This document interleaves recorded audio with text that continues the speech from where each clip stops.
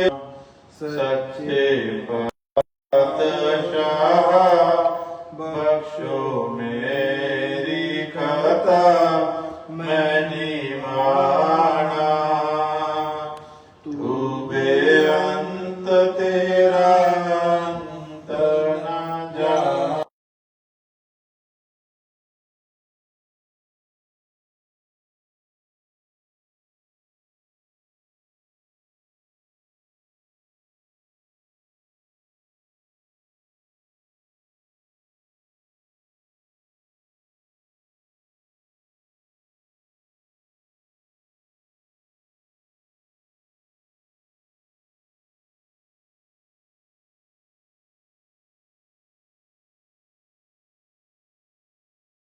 आपके बिसर नाही दाता बख्शो प्रभु जी दर से दीवाना। तू बेअंत तेरा अंत न जाना। सच्चे पातशाह बख्शो मेरी कथा मैंने माना। तू बेअंत तेरा अंत। तू सर्वकलादा ज्ञाता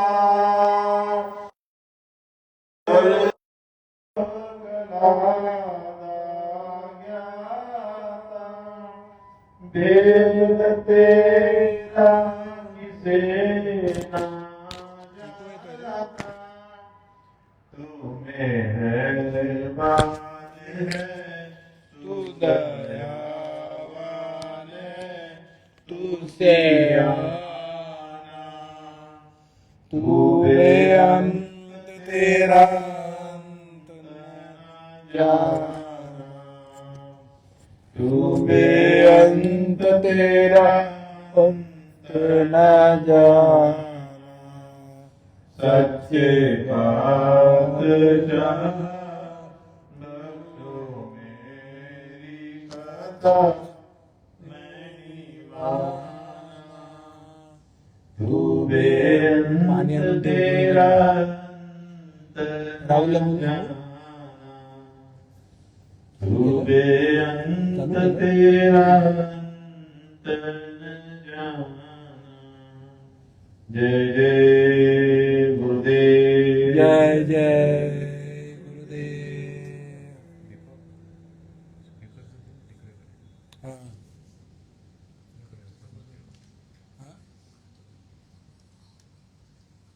स्पीकर ना स्पीकर का मुंह उधर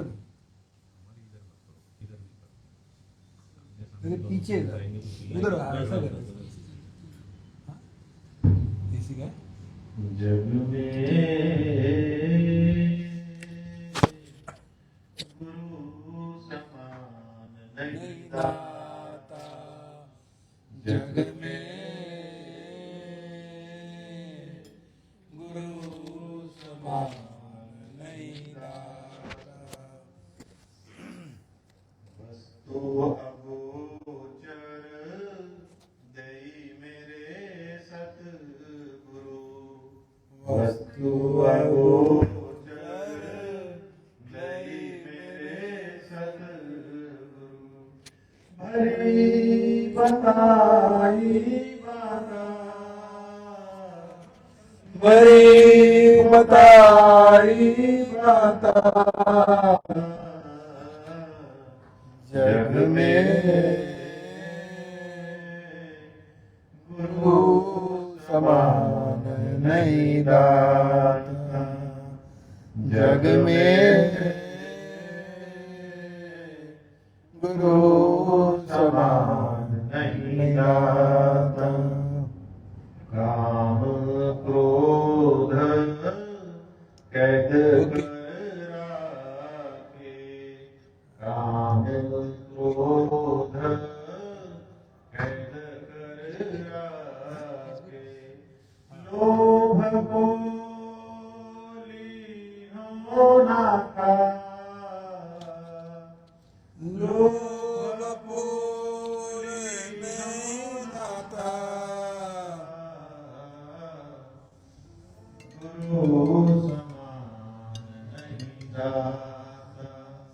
जग में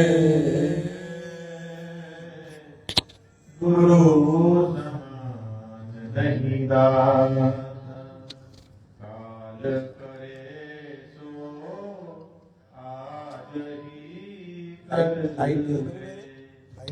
काल करे सो आज ही कर ले। फिर ना मिले ये साथा, फिर ना मिले ये साथा। गुरु समान नहीं दाता। जग में गुरु समान नहीं दाता। 84 में जाय पड़ोगे। 84 में जाय पड़ोगे। भूख को दिन और राता, भूख को दिन और राता। गुरु समान नहीं दाता। जग में गुरु समान नहीं दाता।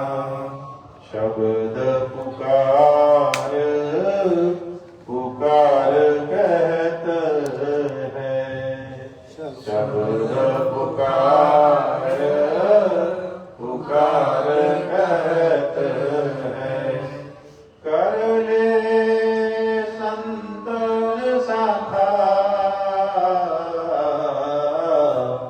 कर ले संतन साथा।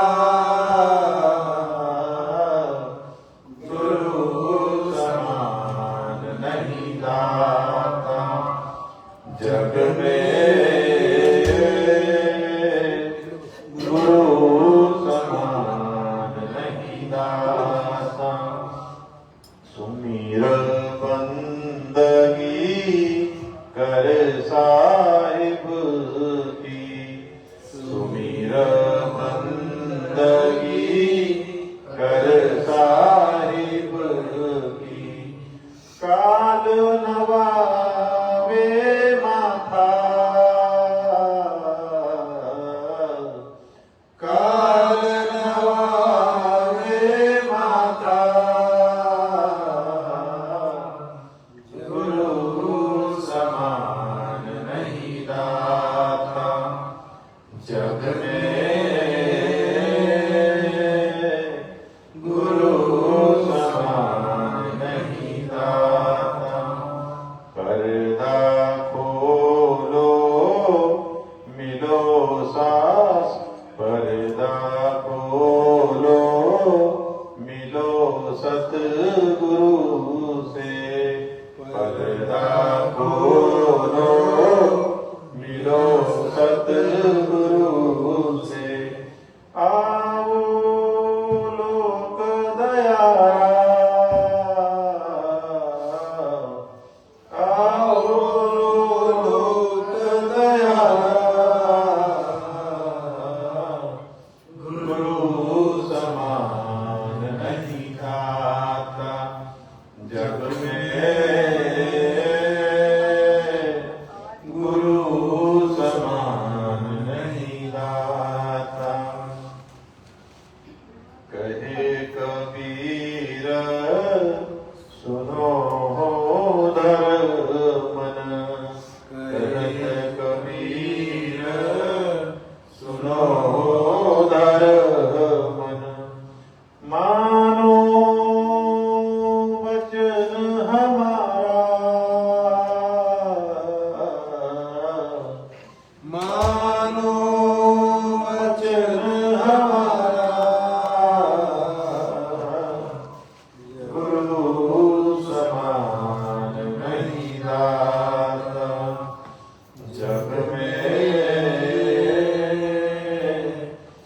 गुरु समान नहीं दाता।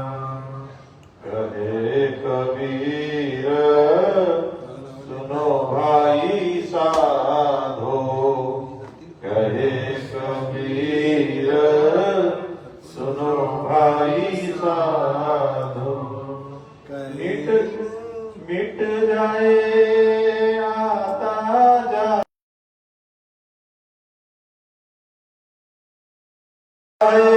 आता जाता।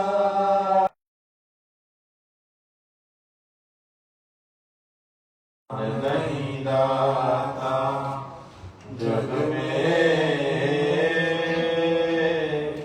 गुरु समान नहीं दाता, गुरु समान नहीं दाता।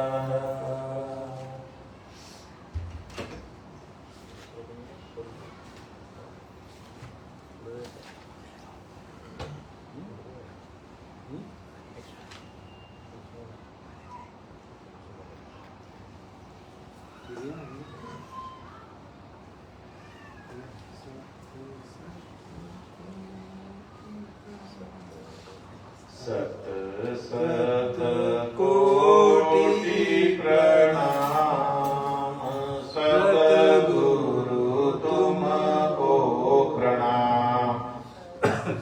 सत कोटि प्रणाम, सतगुरु तुमको प्रणाम।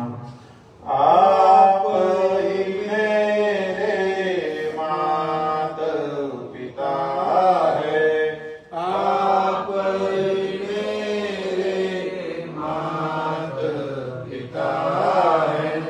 आप ही मेरा परिवार, सतगुरु तुमको प्रणाम।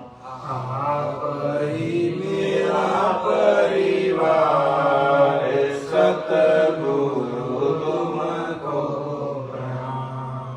सत सत कोटि प्रणाम, सतगुरु तुमको प्रणाम। सत सत कोटि प्रणाम, सतगुरु तुमको प्रणाम। आप देवी आप ही देवा, आप ही देवी आप ही देवा। आप ही सूरज चाँद, सतगुरु तुमको प्रणाम। आप ही सूरज चाँद, सतगुरु तुमको प्रणाम। सत सत कोटि प्रणाम, सतगुरु तुमको प्रणाम। सत सत कोटि प्रणाम, सतगुरु तुमको प्रणाम। आप ही ब्रह्मा, आप ही विष्णु, आप ही ब्रह्मा, आप ही विष्णु। आप ही भोले भगवान, सतगुरु तुमको प्रणाम। आप ही भोले भगवान, सतगुरु तुमको प्रणाम। सत सत कोटि प्रणाम, सतगुरु तुमको प्रणाम। सत सत कोटि प्रणाम, सतगुरु तुमको प्रणाम। आप अखंड है, आप अनामी, आप अखंड है, आप अनामी। आप अखंड है, आप अनामी।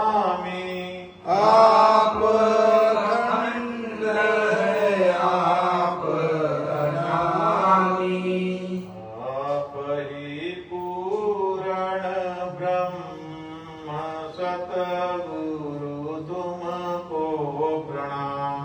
आप ही पूर्ण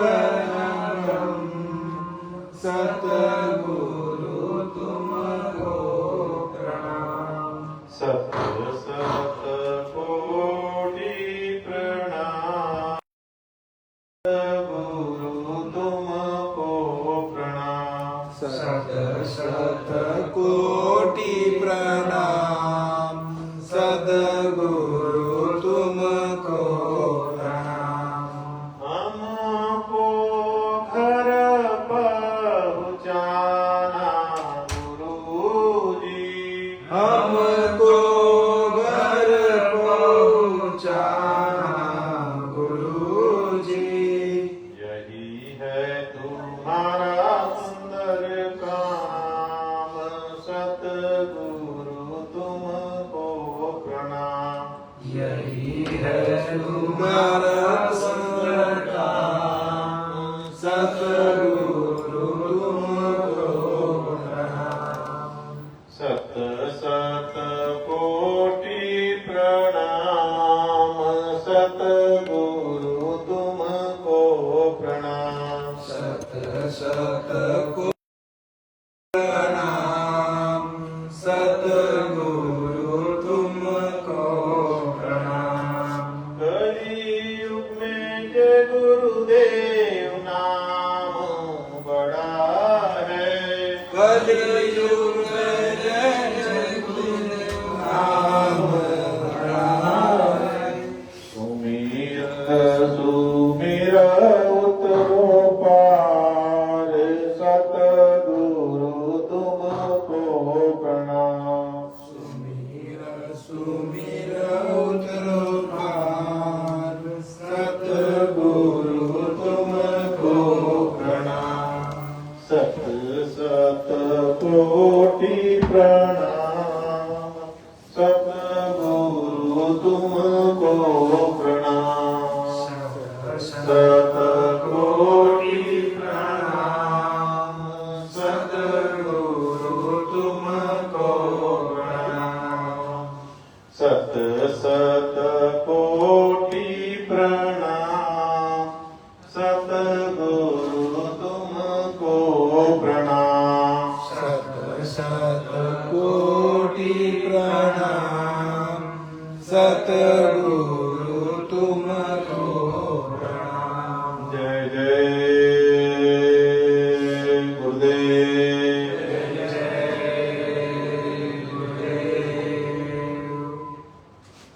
जय गुरुदेव।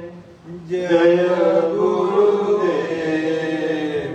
जय गुरुदेव। जय जय गुरुदेव। जय गुरुदेव। जय गुरुदेव। जय गुरुदेव। जय जय गुरुदेव। मेरे मात पिता गुरुदेव। जय गुरुदेव। जय जय गुरुदेव। मेरे मात पिता गुरुदेव। जय गुरुदेव। जय जय गुरुदेव। सब देवन के देव गुरुदेव। जय गुरुदेव। जय जय गुरुदेव।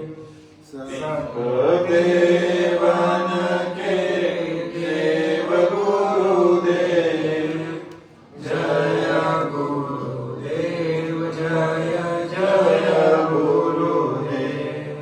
तीन के चरण कमल मन से। जय गुरुदेव। जय जय गुरुदेव। तीन के चरण कमल मन से। जय गुरुदेव। जय जय गुरुदेव। जीव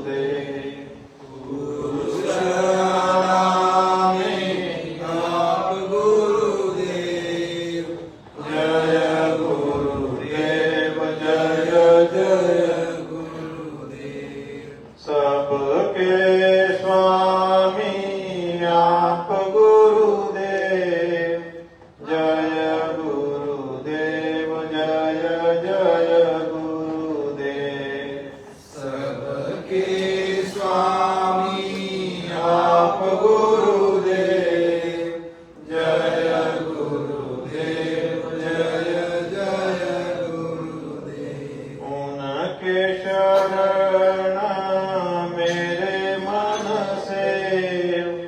जय गुरुदेव जय जय गुरुदेव। उनके शरण मेरे मन से।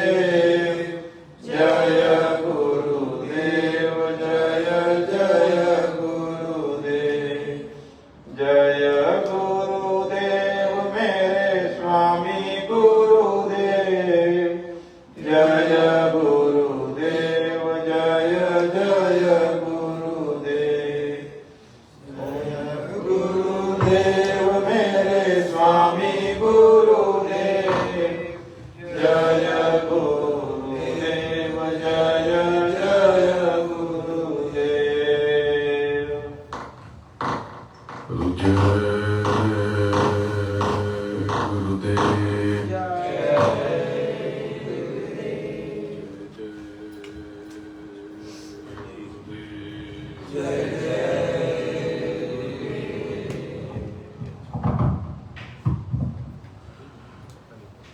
जय गुरुदेव नाम किसका? जय गुरुदेव नाम किसका? परम पूज्य गुरु महाराज के पावन चरणों में नमन करता हूं और आप सबको प्रणाम करता हूं। पवित्र जीवन पान ये मानव तन एक महल है। अलग अलग समय पे संतों ने इसकी महिमा और व्याख्या की कि दीपक बारा नाम का महल है उजियार। ये महल ऐसा महल है कि सब कुछ उसके भीतर है और बाहर कुछ भी नहीं है। बाहर कुछ भी नहीं। अगर प्रभु की प्राप्ति होगी तो इस महल के भीतर जाकर होगी। अगर आप लौकिक ऊंचाइयों को या पारलौकिक उत्कर्ष को हासिल करना चाहते हैं तो ये भी इसके भीतर जाकर होगा। जगत की कोई वस्तु या जगत से परे कोई भी अचीवमेंट, कोई भी ऐसी चीज जिसको आपको हासिल करना है इस महल के भीतर जाकर होगी। अगर प्रभु को प्राप्त करना है या महाकाल पुरुष, पार ब्रह्म पुरुष, ब्रह्म समय पुरुष या फिर ब्रह्मा विष्णु महेश जगदम्बा या फिर कोई किसी भी देवी देवता या गणपति, अगर आपको इनके दर्शन करते हैं तो आपको इस महल के भीतर जाना होगा, यानी अपने भीतर जाना होगा। बाहर कुछ नहीं है। बाहर केवल कागज, पत्थर और पानी। पानी यानी जल वो तीर्थ स्थलों पे बना, पवित्र नदियां आपने घोषित कर दी। दरअसल वो गंगा और यमुना और सरस्वती का जो संगम वो तो ऊपर कारण जगत के ऊपर है, जिसको प्रयाग कहते हैं, वो तो अंतर में है। काशी भी अंतर में, मथुरा भी अंतर में, अयोध्या भी अंतर में। वो तो अगर आपको वहां दर्शन करना है, दीदार करना है, तो वो अपने भीतर जाकर हो सकता है। ये महाराष्ट्र की पुण्य भूमि, यहाँ पर गणपति की आराधना, तो गणपति की आराधना करनी है तो भी अपने भीतर जाके ही होगा और गणपति के दर्शन हो सकते। बाहर तो कागज, पत्थर और पानी। तो कागज जिस पे शास्त्र लिखे, आपने ग्रंथ और किताबें लिखी, पत्थर आपने प्रतिमाएं बनाई और पानी जो तीर्थस्थलों में। तो क्या शास्त्रों में कुछ नहीं है? शास्त्रों में नाम का महत्व है, ऊपर का वर्णन है, नाम की महिमा लिखी हुई, नाम की महिमा लिखी हुई शास्त्रों में नाम नहीं है, किसी भी ग्रंथ में नाम नहीं है। किसी भी ग्रंथ पे अगर आप पंखा जलोगे, उस पे धूप दीप जलाओगे, उसके भीतर कुछ नहीं है। उसमें जो लिखा है उसको पढ़ने से, उसका पठन करने से आपके भीतर भाव प्रकट हो सकता है, आपके भीतर करामात हो सकती है। तो उसका वर्णन है, उल्लेख है, महिमा है, महिमा के बारे में बताए। और जो प्रतिमा है वो तो ध्यान को रोकने की एक विधि, बहुत कमाल का विग्रह है। मैंने कभी भी उसका खंडन नहीं किया, विरोध नहीं किया, मैं तो समर्थन में खड़ा। ये सब युक्तियां हैं जो महापुरुष ने बताई, महापुरुषों ने बताई, लेकिन आपने इसी को धर्म मान लिया। धर्म और आध्यात्म में फर्क है। धर्म यानी शुद्ध कर्म धर्म है, सकारात्मक कर्म धर्म है। धर्म यानी कर्मों की दिशा,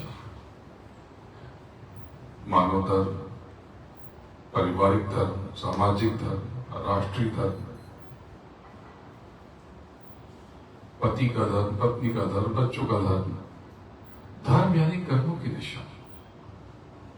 अगर आपके कर्म ठीक नहीं है, कर्मों को लेकर के आपकी सोच ठीक नहीं है, तो आप कितना भी रंग बिरंगे कपड़े पहनो, तिलक विलक लगाओ, कंठी माला, आप धार्मिक तो हो ही नहीं। आप दूसरे को कष्ट पहुंचाने के चक्कर में हो, अपना धर्म बचाने के लिए, इससे धर्म नहीं हुआ, इससे कर्म सुधरे नहीं। धर्म यानी कर्म का बोध और आध्यात्म यानी सच का बोध।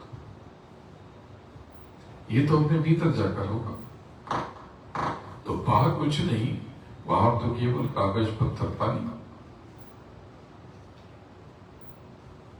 आप समझते हो कि उस प्रतिभा को रख लेने से, उसको रोज नमस्कार कर लेने से आपको बोध हो जाएगा, बहुत बड़ी भूल कर रहे हो, कभी ना होगा।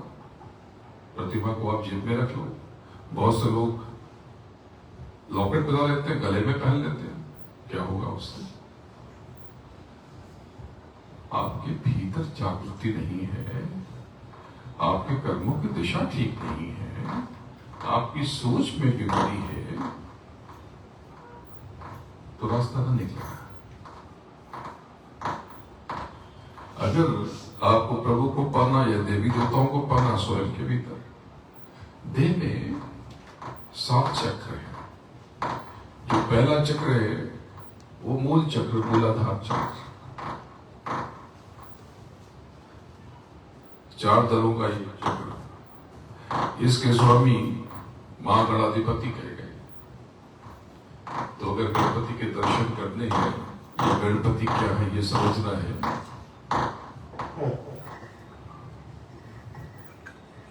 गणपति क्या है ये समझना है, उसको तो घुमा दो, दिशा उसकी चेंज कर, तो शादी हो जाए।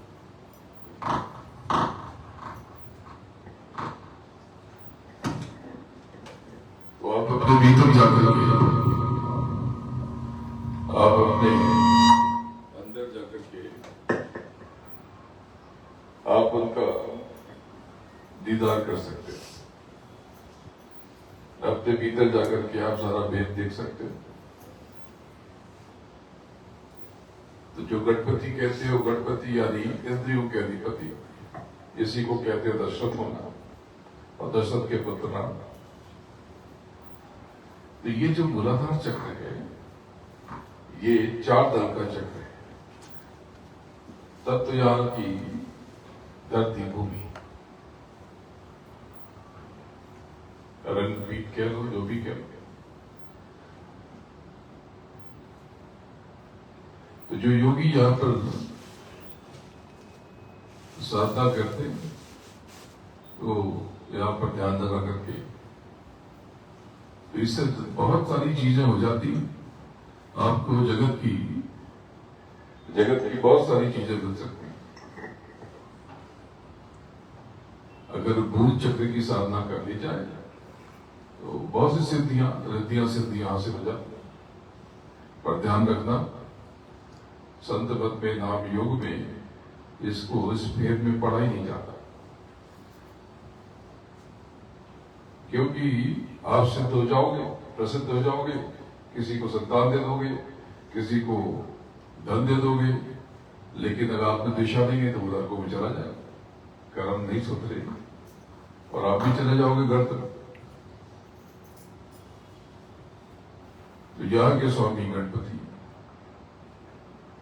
अगर आप अपने भीतर नीचे की तरफ आपने यात्रा की तो आप गणपति को पा लेते और गणपति तुल्य बन जाते हैं और स्वयं गणपति हो सकते हैं। ये सब मैंने सिखाई नहीं है, लेकिन आपको इसलिए बता रहा हूं आज कि ये न लगे कि इनको तो कुछ पता नहीं। ये धरती का हर वैभव इससे आप हासिल कर सकते हो, लेकिन धरती का वैभव पाकर के इस धरती यानी धूल में मिल जाओगे। मैं तो आपको ऐसी ऐसी साधना सिखा सकता हूं कि आप बस उंगलियां मसलो और आप जो चाहो वो पालो, पर ये आपको नरकों में ढकेलने की बात हो। क्योंकि अगर मैं आपको अच्छा इंसान न बना सका, आपके भीतर परिवर्तन न कर सका, तो सब व्यर्थ हो गया। इसके ऊपर का जो चक्र है, लिंग चक्र, यहां पर ब्रह्मा का वास है। ये 16 दल का और ये 6 दल का कमल है। तब तो इसका जल है, तो रंग, जिसने जो रंग देखा तो जल का जो रंग देख लो, नीला कह लो, काला कह लो, स्याह यानी ग्रे कह लो, पानी का जो रंग है वो रंग है। यहां पर ब्रह्मा और सावित्री का वास है। ब्रह्मा यानी उत्पत्ति का, तो पिंडज के जो स्वामी हैं, रचयिता, वो तो ब्रह्मा है। 84 लाख योनियों में जो पिंडज के जो स्वामी हैं, जो पिंड से पैदा होते हैं, उनके रचयिता ब्रह्मा।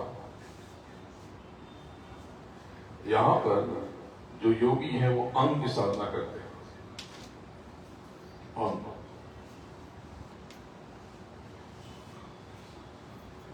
नीचे जो मूलाधार था उसका वैसे वर्ण, जब योगी साधना करते हैं तो जिस वर्ण की साधना करते हैं वो रक्त वर्ण, लाल रंग, लाल रंग। इसलिए आप देखो गणपति की जो प्रतिमा होती है वो लाल या सिंदूरी रंग की होती है, सिंदूरी रंग की, जिससे बहुत खिंचाव, कशिश। इसका जो वहां पर जो मंत्र की साधना की जाती है वो क्लींकार है, आकर्षण पैदा हो जाता है। तो बहुत से मंत्रों में आपने देखा होगा लिखा है कि आज बहुत खोल के वेद आपको बताता हूं। आज ऐसा गहरा सत्संग सुनाऊंगा कि आप या तो सो जाओगे नींद में या मस्त हो जाओगे। जगे रहोगे तो बहुत आनंद आएगा, और जब सोचोगे तो रो पड़ोगे। जो स्वर्ग में जो क्लीन है वो क्लीन यहां पर बोला।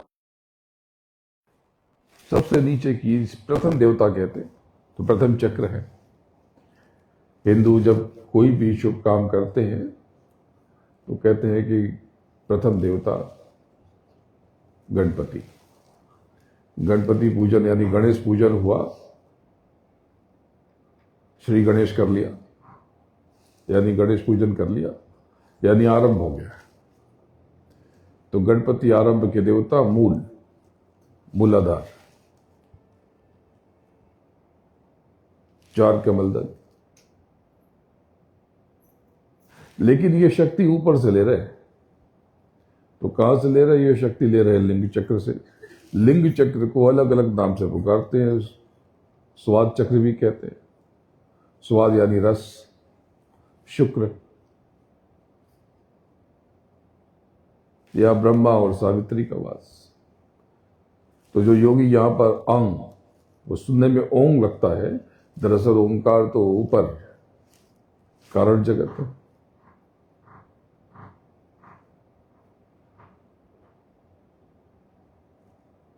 कारण जगत, तो इसकी साधना करते हैं। ये कमल दल 6, कमल दल का भी कभी वेद खोलूंगा, वैज्ञानिक बातें हैं, इसलिए कि आपको अपनी देह के बारे में पता नहीं, आप जानते नहीं हो, आप तो पशुओं की तरह जी रहे हो। अगर ध्यान में रहा तो ये भी फिर बताऊंगा पशु और मनुष्य में फर्क क्या है।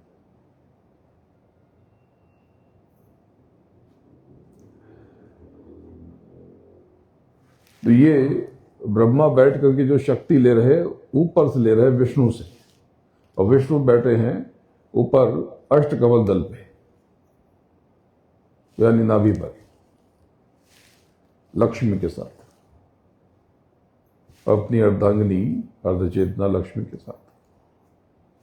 ब्रह्मा यहां पर 6 कमल दल पे, लेकिन चतुर्मुखी हैं, 4 मुख हैं उनके, और अंतर में वैकुंठ में जो उनका लोक है वो चौथा भुवन है, चौथा आकाश,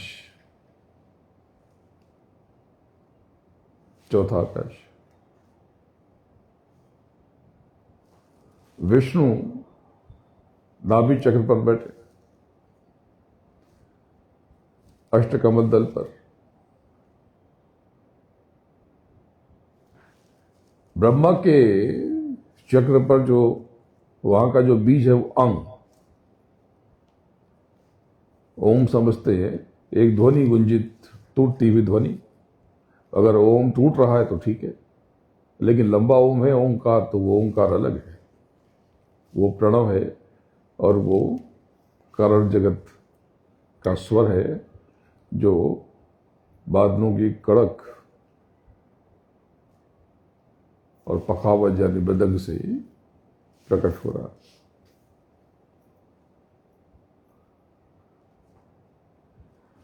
लेकिन ये जो नाभि चक्र है, विष्णु, यहां की ध्वनि क्या है? यहां की ध्वनि वही जो आपको बताई है पंचम आकाश पे, वैकुंठ के पंचम भुवन में, पंचम आकाश में जो गुंजन हो रहा, हंग और रंग, रींग कहते हैं। तो योगी अक्सर रींग की साधना करते हैं। रींगकार तो महामाया है, लेकिन यहां पर नाभि पर ध्यान लगा के हंग और रंग की साधना से विष्णु प्राप्त हो जाते हैं, विष्णु मिल जाते हैं। तो अपनी देह में ही जाकर के विष्णु को पाया जा सकता है। कोई भी सत्यनारायण की पूजा करो, विष्णु को प्राप्त पा नहीं सकोगे बाहर की पूजा। विष्णु को पाना है तो नाभि पर ध्यान लगाओ और हंग और रंग का सुमरन करो, जाप करो। सुमरन यानी स्मरण, यानी बिना जीव्या हिले, बिना जीव हिले जब मंत्रों को दोहराया जाता है, याद किया जाता है, तो वो स्मरण है, वो सिमरन है। लेकिन जब फुसफुसा करके कहा जाता है तो वो जाप है। वो जो जाप होता है वो देह और काया से, ये बाहरी चीजों के लिए, सुमरन जो स्मरण है वो अंतर के लिए। ये मानव तन बीता जा रहा, ये सब भेद कोई बताएगा नहीं। जितने भी गद्दे पर बैठे, किसी से पूछो कुछ नहीं बता पाएंगे। तो गुरु महाराज ने कहा जरा कुछ बताओ इनको, ये साधन भजन में कमाई क्यों नहीं कर रहे?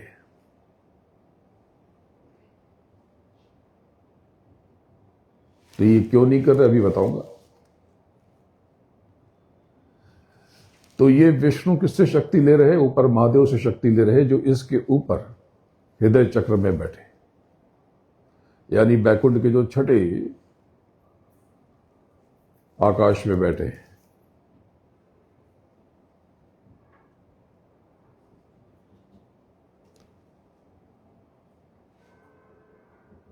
छठे आकाश में, और यहां पर हृदय चक्र पर, और ये 12 कमल दल पे, 12 यानी 12।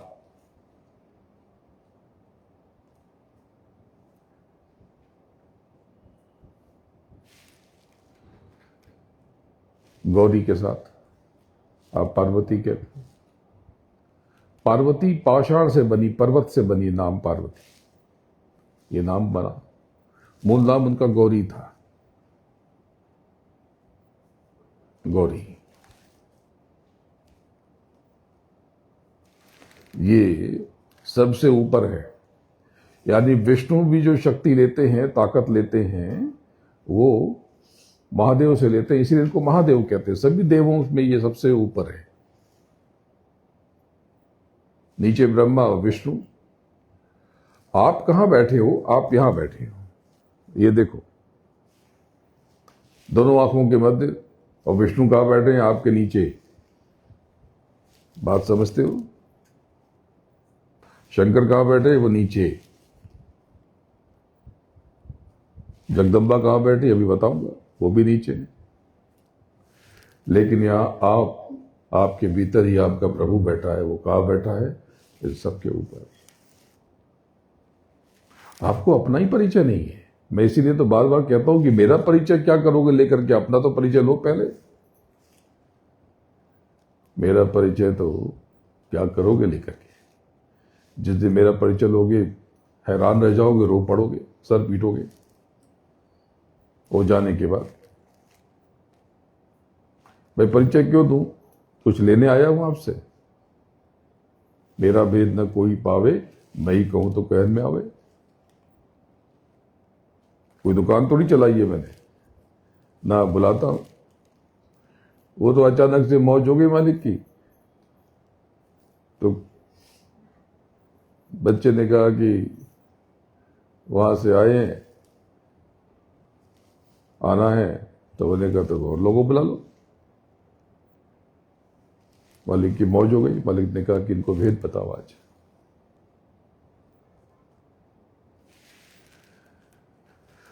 तो छठे आकाश में जो बैठे वही आपके हृदय चक्र पर 12 कमल दल पे अपनी अर्ध चेतना गौरी के साथ। तो योगी यहां पर संहंग का जाप करते हैं। वैसे वो सोहंग का जाप करते हैं, पर उनको पता नहीं कि संहंग का जाप करना है। सोहंग तो महाकाल है, देह में कहां मिलेंगे? वो तो ऊपर चढ़ के मिलेंगे। तो ये महादेव किससे ताकत लेते हैं? किनके भीतर ताकत है? नहीं, महादेव अष्टांगी जगदम्बा से, आद्या महाशक्ति से शक्ति लेते हैं, जो कंठ पे निवास करती है, आपके देह में ही बैठी। जो देवी माता है, आप बुलाते हो हे देवी माता, हे माता रानी दया करो, कृपा करो, आपके कंठ पे बैठी हैं। और आप कहते हो मैं परेशान हूं, उन्हीं से कहलवाते हो, और दया ले लेते हो, परेशान होकर चले आते हो। कितना तो बताता हूं, आप समझते नहीं हो। कभी मत कहा करो ये बैठी हैं, जिस दिन सिद्ध हो जाएंगी, वाक सिद्धि हो जाएगी, आप कहोगे मैं तबाह, और तबाह हो जाओगे। बोले मैं बर्बाद, तो बर्बाद हो जाओगे। कभी मत कहना कष्ट में भी रहो, बोले कैसा? बोले मालिक की दया है, मालिक की दया है। दुख में हो, खड़े नहीं हो पा रहे हो, सब अच्छा है, कृपा है, दया है, मेहर है, सब अच्छा है। कभी मत कहा करो कि अरे ये दुख रहा, वो दुख रहा, ये हो गया, वो हो गया, बहुत परेशानी है। जहां आपने कहना शुरू किया जगदम्बा अगर सक्रिय हो गई तो सब उल्टा सुल्टा कर देंगे। यानी जो आप कर रहे हो, आप मांग रहे हो, दे देंगे। तो आप तो उल्टा सुल्टा मांग रहे हो। आप कहेंगे नहीं हम कहां कह रहे हैं, हम तो कह रहे हैं कि नहीं चाहिए। अरे जो नहीं चाहिए वो क्यों बोल रहे हो? आपने ये तो नहीं कहा कि मुझे वो बगल की बिल्डिंग नहीं मिली, मुझे पीछे वाली बिल्डिंग नहीं मिली, मुझे राज नहीं मिला, पार्ट नहीं मिला, मैं पद प्रधान नहीं बना, प्राइम मिनिस्टर नहीं बना। ये तो नहीं कहते आप।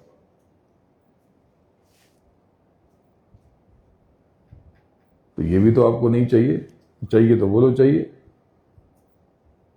जो जिन बातों को बार बार दोहराओगे वो सब हो जाएगा। तो जगदम्बा यहां पर सोडस यानी 16 कमल दल पे बैठी हुई। जगदम्बा की जब उपासना की जाती, कोई ऐसा स्तोत्र मंत्र जैसे धन प्राप्ति के लिए कुछ करते हैं तो 16 बार करते हैं ये योगी लोग। उनको पता नहीं है, वो बाहर ही उलझे हुए। अभी यहां से भेद शुरू होगा कि आपकी साधना सफल क्यों नहीं होती। और यहां पर जो योगी जो जाप करते हैं वो है श्रृंगार, श्रृंग या श्रृंग से जुड़ा हुआ कुछ भी मंत्र। तो मूल जो यहाँ की जो आवश्यकता है वो श्रृंगार है, तो चमक दमक सब आ जाएगी।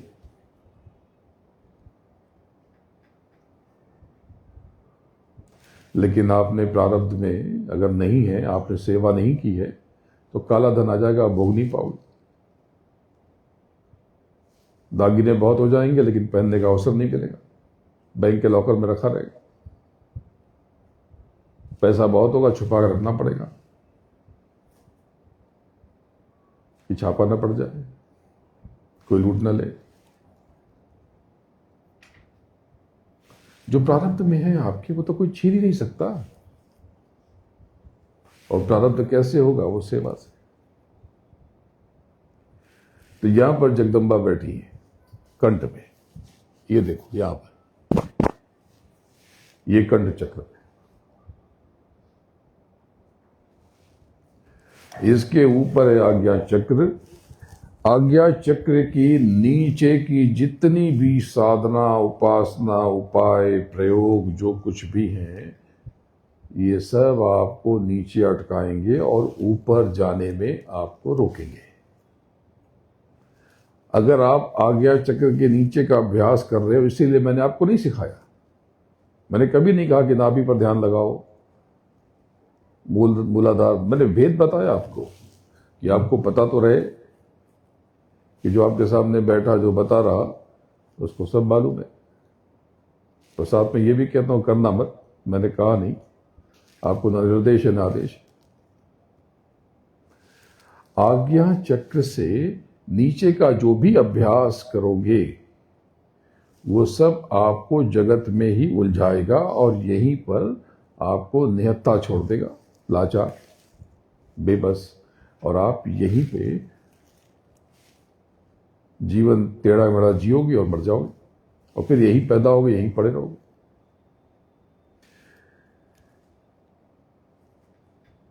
लोग पशुवत आचरण क्यों करते हैं? क्योंकि आपके देह में 5 तत्व हैं, जल, पृथ्वी, अग्नि, वायु, आकाश।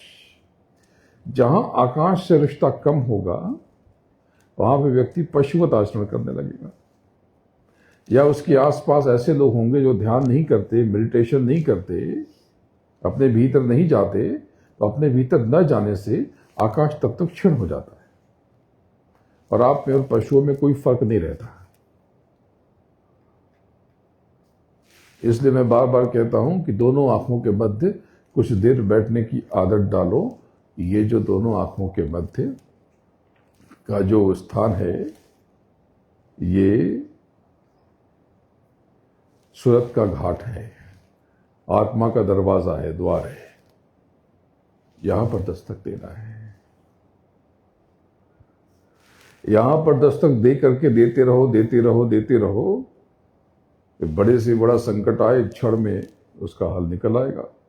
जब आप नियमित रूप से दोनों आंखों के मध्य बैठोगे और अंतर में पुकारोगे जय गुरुदेव, जय जय गुरुदेव, जय गुरुदेव, जय जय गुरुदेव, इतनी आसानी से हल निकलेगा कि आप भी हैरान रह जाओगे। तब आपको मालूम पड़ेगा कि ये जो सामने बैठे ये कौन है। इन्होंने इतना बड़ा मंत्र दे दिया। जय गुरुदेव नाम प्रभु का है, लेकिन जय गुरुदेव, जय जय गुरुदेव बता करके इन्होंने ऐसी चाबी दे दी जो मास्टर की बन गई, हर जगह काम आ जाती। आजमा के देख लो, लौकिक और पारलौकिक दोनों। लेकिन लौकिक चीजों के चक्कर में पड़ो मत। जब आप दोनों आंखों के मध्य बैठने लगोगे और अंतर में रस को महसूस करने लगोगे, आकाश तत्व को बढ़ाने लगोगे, ये जगत आपके चरणों के नीचे आ जाएगी। आपके चेहरे पे दिव्यता आ जाएगी, चमक आ जाएगी, रुतबा आ जाएगा। अभी देखो घबराए लगते हो, कुछ भी गलत नहीं किया, लेकिन चेहरा जैसे कि सूख गया है घबराहट में, चोरों की तरह हो जाता है। जबकि कभी चोरी नहीं किया आपने, लेकिन फिर भी क्योंकि आकाश तत्व की कमी हो गई ना। अभी आकाश तत्व अगर आपने नाम की कमाई का जो अभ्यास है, इससे आकाश तत्व बढ़ जाता है।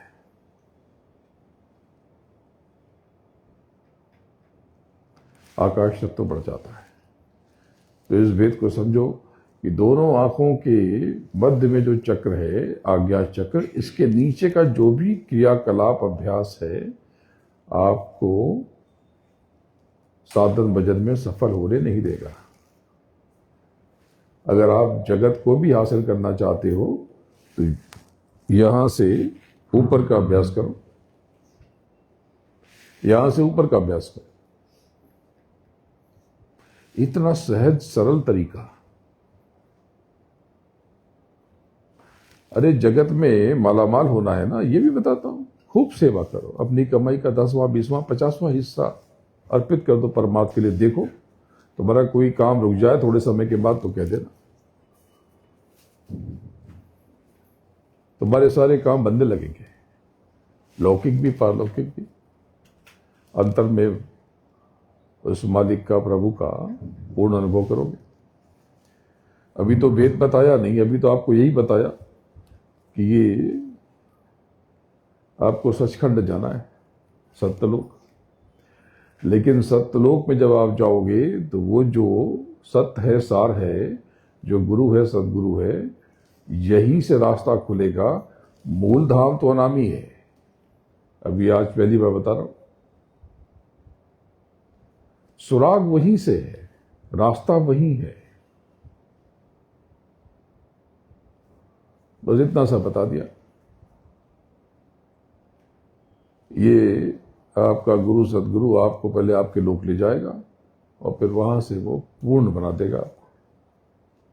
तो एक बार आपने दीदार कर लिया उस अनामी का तो बस परम पुरुष पुरंदरी।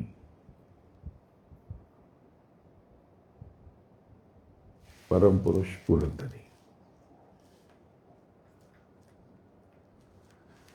तो अभी तो बहुत कुछ आपने जाना ही नहीं।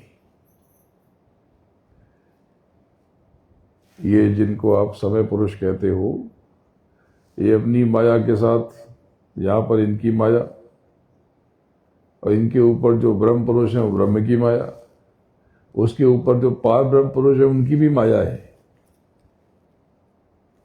और उनके ऊपर जो महाकाल है उनकी भी माया। इन सब की माया से आप मुक्त केवल सचखंड में हो पाते हो, अन्यथा आप किसी न किसी माया में फंसे रहते हो। ये जो पार ब्रह्म प्रयागराज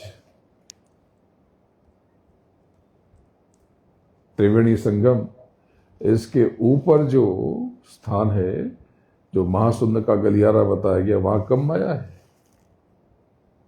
वहां का तो खेल ही आपको पता नहीं।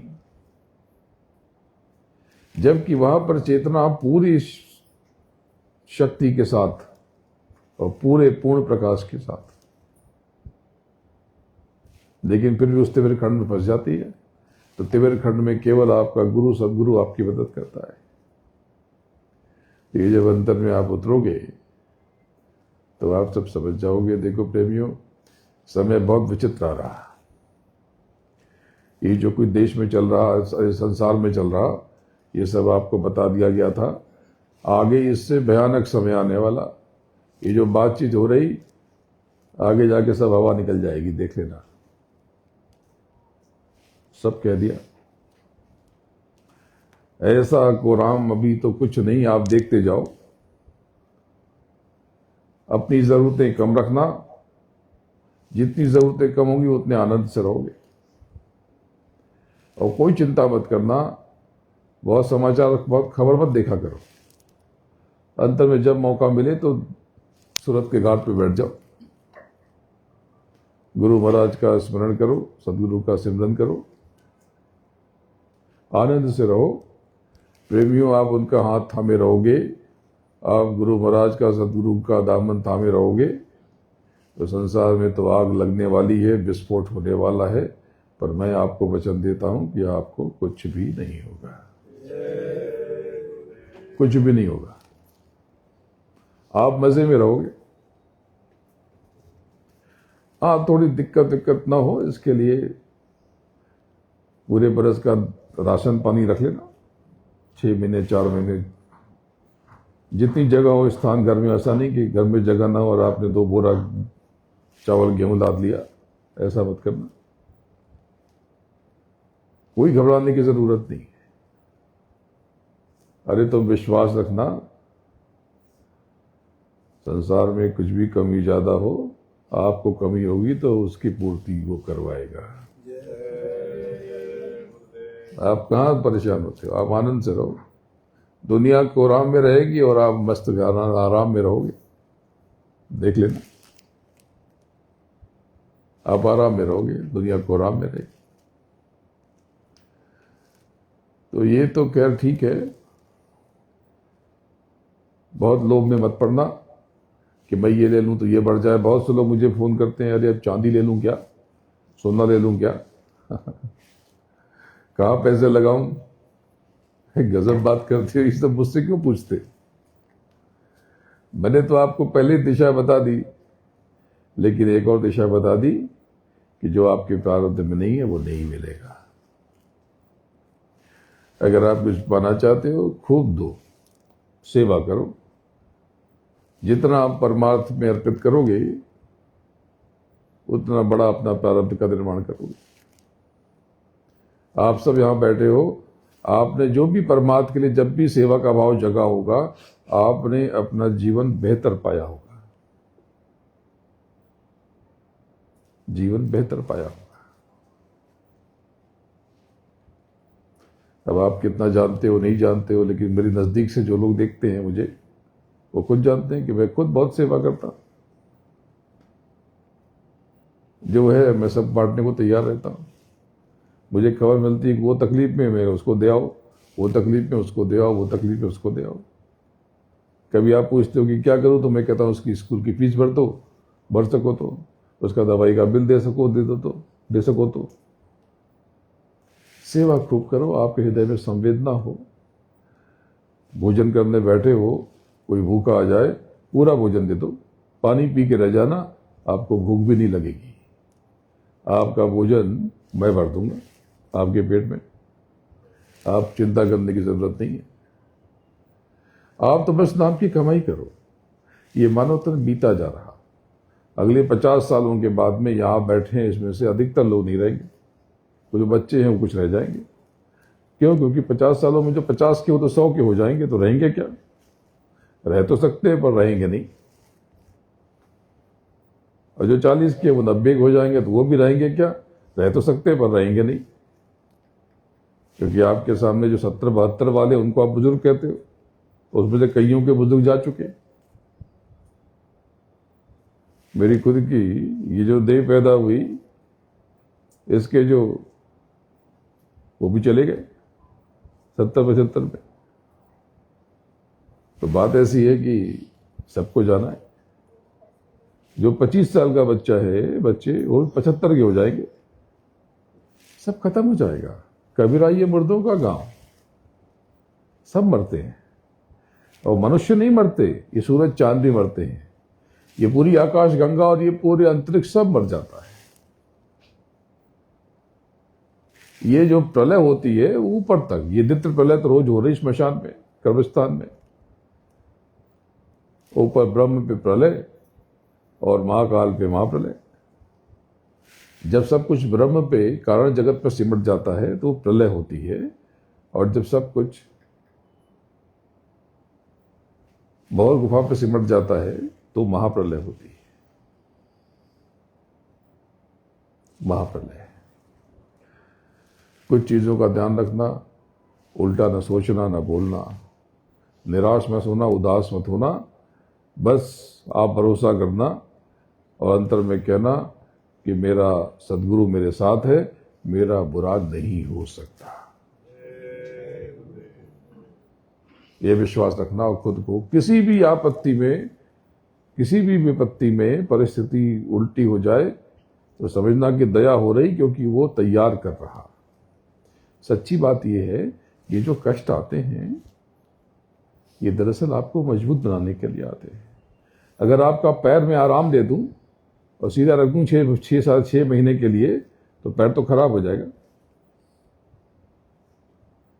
लेकिन आप जिम में जाते हो, पैर की एक्सरसाइज करते हो, उठक बैठक करते हो, तो पैर मजबूत हो जाता है।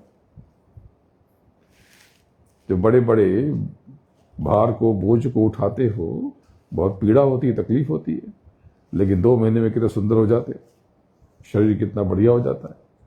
तो जो विपरीत परिस्थितियां हैं दरअसल आनंद के लिए है। वो बड़े आनंद का सृजन कर रहे हैं, कुछ खाता वही आपका है, निपटा रही है। तो उसको ये देख के परेशान मत हुआ करो कि क्या होगा, बच्चे का इम्तहान क्या होगा, बच्ची का इम्तहान क्या होगा, पति पत्नी का प्रमोशन का क्या होगा, शादी कब होगी। अरे जब होना है तब होगी। जिन्होंने शादी कर ली, क्या उन्होंने तीर मार लिया, तोप मार चला लिया, क्या कर लिया? अरे क्या हो जाता है, उल्टी पुल्टी शादी कर लोगे अपने मन से तो दुख भोगोगे, कष्ट भोगोगे। लोग आते पहले कहते हैं कि शादी करा दीजिए, जब मैं चुप रह जाता हूं क्योंकि समय आया नहीं तो अपने मन से कर लेते हैं, और 6 महीने 1 साल के बाद आते कि तलाक करा दीजिए। अभी आज ही किसी से बात हो रही थी, बहुत दुखी हुए, बोले कि बच्चों का मन था इसलिए मैंने कुछ कहा नहीं, मेरी चली नहीं, और इतनी कठिन परिस्थितियां आ गई।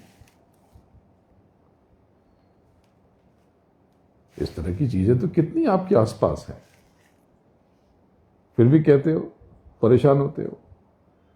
अरे वो मिल भी जाए जो आप चाह रहे हो तो क्या गारंटी है कि सही होगा? कितना सुंदर तो जीवन है, देखो ना। आपके जीवन में कोई है जिससे आप हर बात कह सकते हो, जो आपको दिशा दिखा सकता है, वो आपसे प्रेम करता है।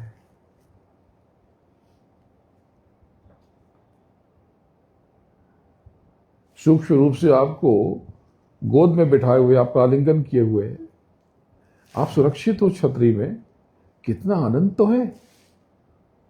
फिर भी आप खुद को दुखी समझे हुए हो। ये जो बच्चे 10वीं 12वीं में होते हैं, उनके माँ बाप बड़े दुखी रहते हैं, मुझे समझ में नहीं आता। अरे क्या होगा, वो इम्तहान है, बोर्ड का है। अरे बोर्ड का है तो क्या आफत है? आफत है तो मत दिलवाओ। अरे नहीं, देना तो पड़ेगा। अच्छा फिर, अरे वो तो कॉलेज में एडमिशन चाहिए, वहां पर चाहिए, वहां पर चाहिए, उसमें तो 10 लाख लोग बैठते हैं, 10,000 सीट होती है। अरे वो जो सबसे बड़ा वाला इंस्टीट्यूट जिसके लिए तुम मारामारी करते हो, जिसके लिए तुम्हारा शोषण होता है, तुमको पता है कि वो बड़ा वाला जो इंस्टीट्यूट है वो विश्व के 100, 200, 300 में नहीं है, केवल 1-200 में आता है, 100 से 200 में। शायद जो दिल्ली है, कानपुर में, उसके बाद सब 200 से 300 के बीच में। मतलब कि शुरुआती विश्व के 100 इंस्टीट्यूट में वो इंस्टीट्यूट नहीं जिसके लिए तुम परेशान हुए जा रहे। क्या पगलाए हुए हो? मैं एक बच्चे को जानता हूं, जब मैं बंबई आया तो उस समय से उस परिवार से मेरा परिचय है। पिताजी इनके बहुत बड़े शायर, तो जब कभी मिलता था उस बच्चे को मैं चॉकलेट दिया करता था। तो बच्चा बड़ा हुआ तो पढ़ने के लिए उसने कहा कि मुझे अमेरिका जाना है, और पिताजी की स्थिति बहुत अच्छी नहीं थी, बहुत अच्छी नौकरी नहीं थी। किसी तरह से चला गया, कुछ लोगों की मदद लेकर के, और बहुत साधारण सा कॉलेज था, बहुत नाम नहीं था।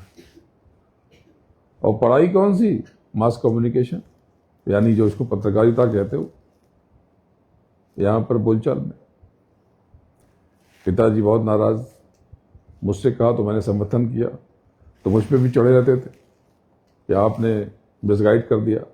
मैं कुछ नहीं कहता था। ये बहुत पहले की बात है, लगभग 35 वर्ष पहले की बात है। फिर बच्चा पढ़ के आया तो यहाँ कोई नौकरी नहीं मिली। फिर एक 25,000 की नौकरी मिली एक अखबार में, 3 महीना उसने की, लेकिन वो नौकरी की तनख्वाह इतनी थी जितनी पिताजी की थी, तो थोड़ा उनको सुकून मिला। उसके बाद वो नौकरी भी छोड़ दी। फिर वो जब तलब किया उन्होंने और कहा कि ये देखिए, तो मैंने उनको कहा कि भैया आप चिंता मत करो, आप मेरे ऊपर छोड़ दो, ये बच्चे का भविष्य बहुत उज्जवल है। फिर ऐसा होने लगा कि वो बच्चा रोज अब एक कंपनी बनाता है और बेच देता है। हजारों करोड़ में कई कंपनी बेच चुका हूं, और आज बेंगलोर से लेकर के सैन फ्रांसिस्को में उसकी कंपनी है, सेवा खूब करता है। तो उसको मैंने एक ही चीज़ कही कि बच्चे सेवा खूब करना, तो सेवा खूब करता है। तो उसकी नज़र में कोई भी आ जाए तो बांटने में सबसे आगे, जबकि यहाँ के किसी भी अच्छे इंस्टीट्यूट में उसने पढ़ाई नहीं की, और वहाँ के भी अच्छे किसी कॉलेज में पढ़ाई नहीं की। जिस कॉलेज में पढ़ाई की वो शायद हजारवें नंबर पे आता होगा या 500-800 में क्या आता होगा। तो बात यह है कि किसका भविष्य क्या है ये उसके प्रारब्ध में लिख गया, वो प्रारब्ध बनाया कर्म ने। अगर आप उस प्रारब्ध को बदलना चाहते हो तो जो किया है वो तो बदलेगा नहीं, लेकिन नए आप सकारात्मक कर्म करोगे तो नया प्रारब्ध जरूर लिख सकते हो।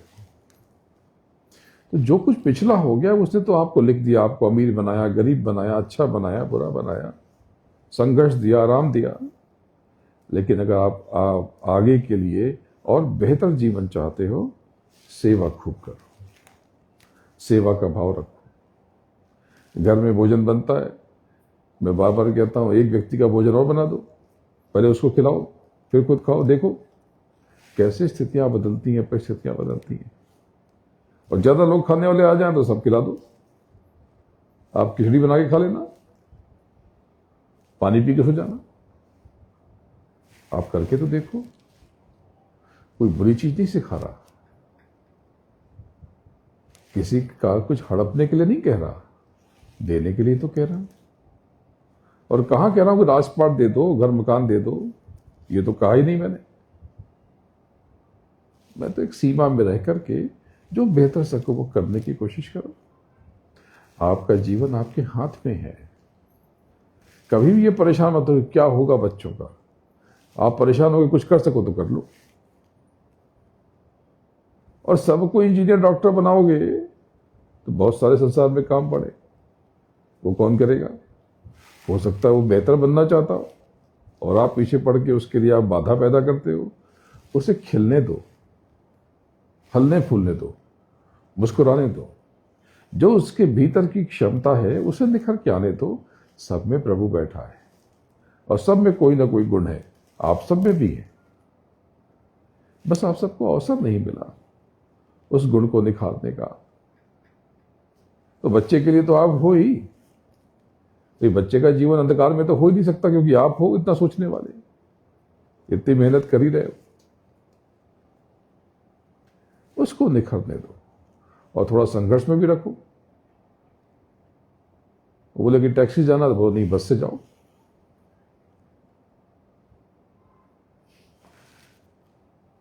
तो दरअसल आप सबके पास बहुत कुछ है, और सबसे बड़ी चीज आपके पास दिशा है, आपके पास गुरु है, सदगुरु है, आपके ऊपर उसकी दया है, मेहर है। फिर क्यों चिंता करते हैं, फिर क्यों परेशान होते हैं। जीवन में आपको बहुत कुछ मिला है,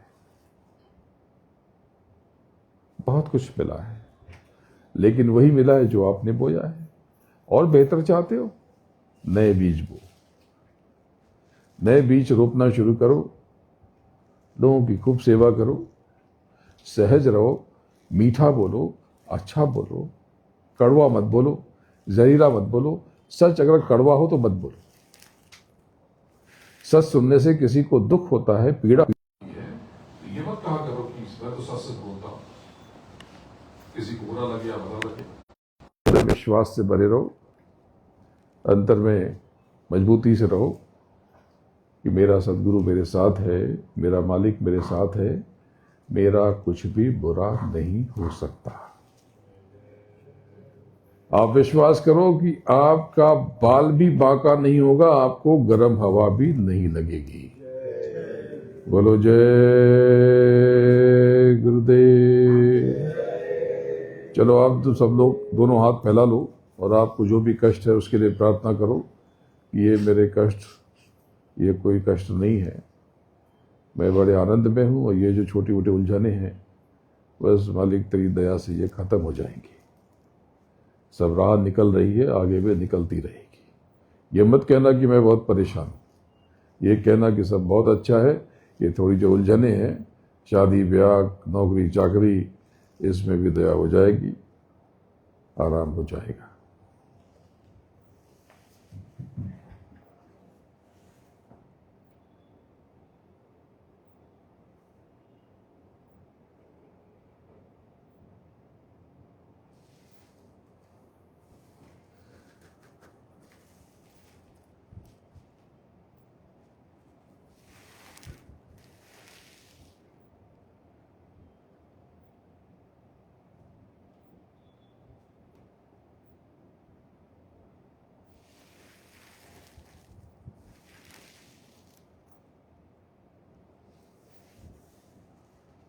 बोलो जय